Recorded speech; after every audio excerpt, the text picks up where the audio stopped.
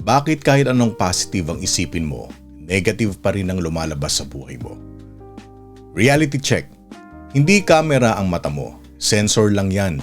Ang utak mo ang gumagawa ng final image. Tignan mo ang Coke can. Pag sinabi kong Coke, automatic sa'yo red. Registered na yan sa utak mo, shortcut na. Pero sa labas ng isip mo, light lang ang meron. May light na tumatama sa lata, may light na bumabalik sa mata mo. Mata mo, signal lang ang kinukuha. Pagdating sa utak, doon pa lang nilalagyan ng label na red. Screenshot mo, i-zoom mo. Hindi iisang solid na red yan. Iba-ibang shade, pero red pa rin ang basa mo. Bakit?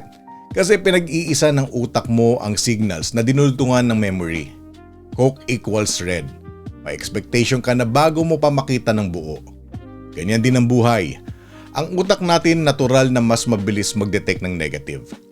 Survival mechanism yan. Mas aware tayo sa threat kaysa sa blessings.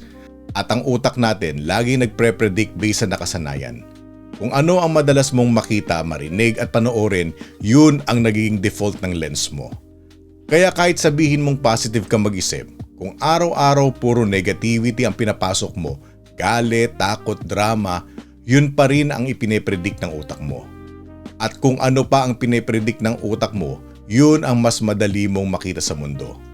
At kung ano ang mas madali mong makita, yun ang mas madali mong paniwalaan. At kung ano ang paniwala mo, yun ang gumagabay sa desisyon mo. Hindi ito magic. Hindi ito simpleng manifest. Science ito ng perception at conditioning. Kaya kung gusto mong magbago ang realidad mo, simulan mo sa lens mo.